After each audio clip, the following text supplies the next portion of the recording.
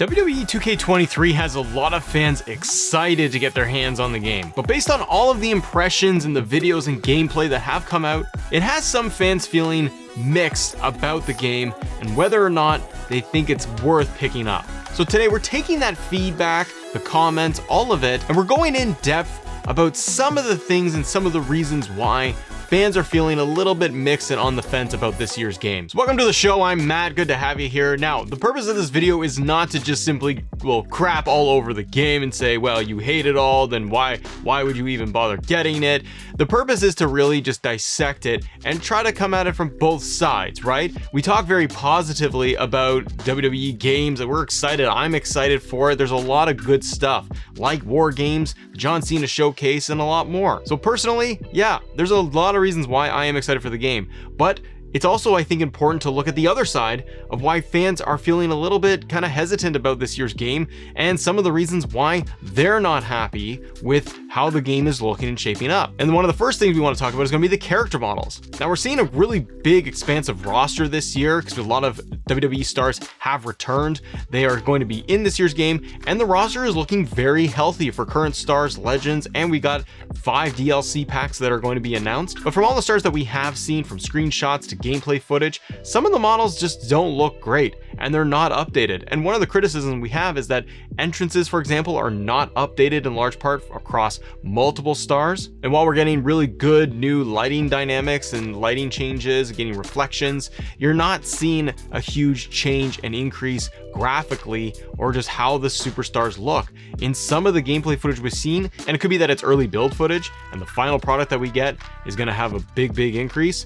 But a lot of fans are feeling on the fence about this because some of the models looked a little washed out, their faces don't look really detailed, and so they're feeling like, wow, it's a little bit outdated or it's just like 22. Same thing goes for the attires. A lot of fans are feeling a little upset or mad that we're not getting updated attires for certain superstars. Trish Stratus is a good example of this. When Trish was announced and showcased, we saw a little bit of a reveal of her in a screenshot. Fans are feeling great, Trish is in the game, but her attire is not updated, and this got fans pretty upset. The other piece was we had Lita announced for the game, and fans were really excited that she was going to be in, confirmed she wasn't in 22, so this was a big win. But fans got pretty upset and vocal about it that her model looks, well, like this. And from where I'm sitting, sure, just don't play as that superstar. But it's showing a lack of effort, I think, and care and detail to certain superstars. And I think for a lot of people online, they're vocalizing how, well, wait a minute, how come Lita has to look like this, but Stone Cold Steve Austin looks this good? Or The Rock, or a number of other legends in the game. They look like they got more attention, more quality and time was put into that, and then the likes of Trish and Lita don't receive the same attention. So I think that's something that fans are feeling a little bit mixed on and upset regarding the game. The other one is talking about match types, and I agree with this for sure. This year, it's all about War Games. And we are excited that we are finally going to get War Games, and you're going to be able to play it on last gen consoles and current gen consoles. The devs worked really hard on this. This is their big thing that they're really excited to show off and for fans to play, and it's a welcomed addition. However, I think fans are a little bummed out that we haven't heard about any other match types. And while War Games is a welcomed addition to the game, fans are feeling like we're not getting anything else new. They're not bringing back any classic match types that we were really hoping for. The likes of special guest referee, gauntlet match, slobber knocker, inferno match, casket match, none of these have been announced. We may get pleasantly surprised and we find them in the game, but I gotta be honest, I think that if they were in there, the devs would have really hyped it up and have already told us, like, you gotta wait and see what else we have in store when it comes to the match type list. I can only hold out hope that we are gonna see those match types, especially like a special guest referee, which is widely wished upon by the community itself. But I don't think we're getting that this year, and that's disappointing a lot of players, including myself. The other piece that's disappointing fans a little bit about this year's game is my faction. It's back. We didn't really want it, but a lot of fans are feeling like this is another issue with the game. Confirmed by the devs themselves, my faction this year is going to include online mode. We don't really know what that is going to really entail when it comes to online and how they have fixed this mode altogether. They also talked about how a smaller team works kind of independently on the My Faction piece and gets that updated, and that's where we see these patch updates and the cards coming out and all these different attires being added into the game that are going to be locked under the mode. And the devs unfortunately confirmed we're not going to see those My Faction character models in the base game. They said it's simply too difficult. They're not putting the resource into that. Maybe they'll look at it down the road. And we're highlighting this here today because this one is a big piece of contention, a big bone of contention across, well, I think a lot of fans, that my faction in 2K22 was not something that fans were looking for. We weren't looking for a card game online. Some fans may have enjoyed it. I think it has potential personally, but it lacked depth, and locking all of the character models that were really cool, the likes of Godfather and Triple H, DX, and so many more were locked behind this mode, and we had to rely on modding community creations, those folks who do amazing work figuring out how we could possibly get them into the game ourselves. And that's taken up our creation slots in the game, and fans got pretty vocal about it that we shouldn't have to do that. They should just be in the game. It looks like we're going to get a repeat of that, and that has fans feeling a little jaded about this, that they're going down the same path this year, and there's potential we get the same thing for 2K24. The next piece that's come up a lot across, comments on my videos, on Reddit, on Twitter, is talking about GM mode and universe mode. Number one, we have zero information about it, but maybe by the time this video comes out, we will have heard more details regarding GM mode and universe mode updates. So these are two fan favorite modes, and majority of fans, I would say, spend a lot of time in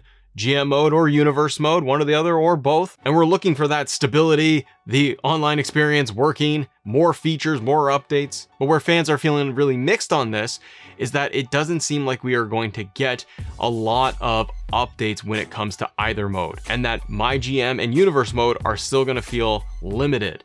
For example, with my GM mode, while we are going to be having the inclusions of mid-card titles, triple threat, fatal four-way matches, a larger card overall for your match card every single week and on pay-per-views, those are all big wins, but we are not hearing about including war games or Royal Rumble or Elimination Chamber match types. There's no online for my GM, which is something so many people have been asking for. On the side of universe mode, we haven't heard anything at all, other than the reports of an action item list that you can select to be able to create moments, have these interactions, these cutscenes, and push your rivalries and storylines that way.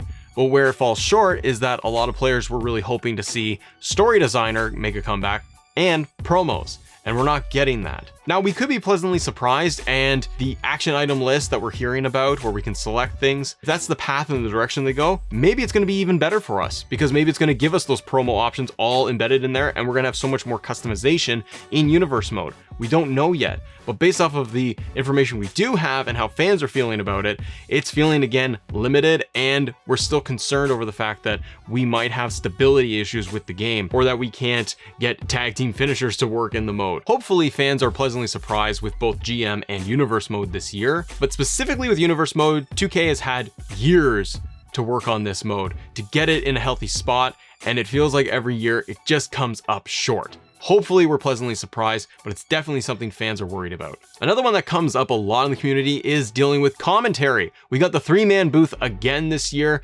and based on all of the footage that has gone around online, from impressions and so forth, it looks like it's going to be very much the exact same dialogues that we have heard in 2K22. This is an unfortunate piece for me because commentary in sports games really can make the game feel better. Not only the commentary, but also crowd noises and making the crowd react to moves and moments during your matches to make it feel bigger and give it a big time feel and create that really good hype and energy. And when the commentary team has the same dialogue lines that we have heard for years now, it gets stale and repetitive and it's outdated, and you really hope that we were going to get more. Either changing up the 3-man team, because Byron Saxton doesn't do the commentary anymore, but hoping for more dialogue lines and refreshed dialogue was something I think a lot of fans were hoping for, and I don't think we're going to get that this year. And the next piece is talking about double title entrances, a largely requested feature brought back to the 2K series. And when the 2K event happened at the Royal Rumble, we all saw the footage right here of Roman Reigns coming out with both titles. And at first glance, we all cheered, and I think we were all excited that we saw double title entrances are finally back. It should never have been gone and put away. But as we look into it, doesn't feel and look like we're going to get anything specific for each superstar. We don't know for sure if we're going to get a proper Roman Reigns title entrance, because the one that we have seen maybe it's just an early build, but there's no Paul Heyman. It's a generic title motion. There's no pyro. And it has me worried that they have put double title entrances back in the game and they're going to give us a male entrance and a female entrance, and it's generic, applies to everybody, and that's it. What we want is with Roman Reigns' entrance is that he's got one title around his waist and he hands the other one to Paul Heyman. And a lot of fans are concerned and kind of mixed on all of this because they're thinking, well, are we going to get just Roman Reigns coming out with a generic entrance? Paul Heyman is the manager and he's walking out with a generic motion as well.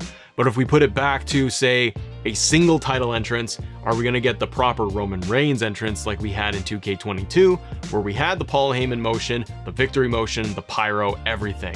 And so when double title entrances are announced and we're confirmed coming back to the game, fans are excited because it's a great feature that should be there, but they're also feeling like it's going to come up short because it's not going to have the detail and it's not going to be specific to various superstars across the game. So are these things deal breakers for you? Let me know in the comments. There's a lot of really awesome stuff about this year's game that's going to be exciting, and it's building off of the base of 2K22. But I think it's important to also highlight some of the things that may be concerning for some players. Comment below your thoughts on the list that we covered here today, and I will see you on the next episode. Bye.